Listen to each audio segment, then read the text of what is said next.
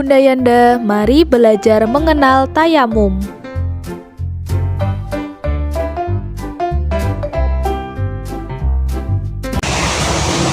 Tayamum adalah bersuci menggunakan debu sebagai pengganti wudhu, namun dengan sebab dan syarat tertentu. Sebab-sebab diperbolehkannya tayamum diantaranya yaitu yang pertama, ketiadaan air baik secara kasat mata maupun secara syarak. Ketiadaan air secara kasat mata misalnya yaitu dalam keadaan bepergian dan benar-benar tidak ada air. Sedangkan ketiadaan air secara syarak misalnya air yang ada hanya mencukupi untuk kebutuhan minum saja. Yang kedua yaitu jauhnya air yang keberadaannya diperkirakan di atas jarak setengah farsah atau 2,5 kilometer.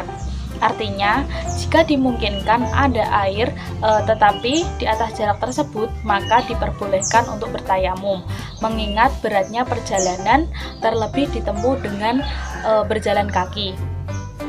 Selanjutnya yang ketiga, yaitu sulitnya menggunakan air baik secara kasat mata maupun secara syarak. Sulitnya secara kasat mata, contohnya yaitu airnya dekat, tetapi tidak bisa dijangkau karena ada musuh, kemudian ada binatang buas, ataupun karena dipenjara.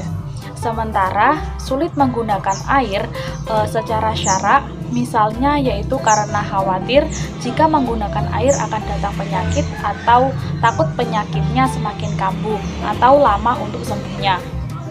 Kemudian yang keempat yaitu kondisi sangat dingin. Artinya jika menggunakan air kita akan kedinginan dan tidak ada sesuatu untuk mengembalikan kehangatan tubuh tersebut. Maka kita diperbolehkan untuk melakukan tayamum. Hal yang perlu diperhatikan dalam bertayamum yaitu diantaranya yang pertama, tayamum harus dilakukan setelah masuk waktu sholat. Yang kedua, jika alasannya karena ketiadaan air, maka ketiadaan itu harus dibuktikan setelah melakukan pencarian, dan pencarian itu dikerjakan setelah masuk waktu sholat. Yang ketiga, tanah yang dipergunakan harus bersih, lembut, dan juga berdebu. Artinya tidak basah dan tidak bercampur dengan tepung, kapur, batu, dan juga kotoran lainnya. Yang keempat, tayamum hanya sebagai pengganti wudhu dan mandi besar, bukan pengganti untuk menghilangkan najis. Artinya, sebelum bertayamum, najis harus dihilangkan terlebih dahulu. Kemudian, yang kelima, tayamum hanya bisa dipergunakan untuk satu kali sholat fardu. Berbeda halnya jika usai sholat fardu dilanjutkan dengan sholat sunnah ataupun sholat jenazah atau membaca Al-Quran, maka rangkaian ibadah tersebut itu boleh dilakukan dengan satu kali tayamum saja. Kemudian yang keenam, berbeda dengan wudhu. Jika wudhu setidaknya ada 6 rukun, maka tayamum hanya memiliki 4 rukun saja, yaitu niat, kemudian mengusap wajah, mengusap kedua tangan, kemudian yang terakhir tertib. Tata cara tayamum. Yang pertama, menghadap kiblat dan membaca basmalah.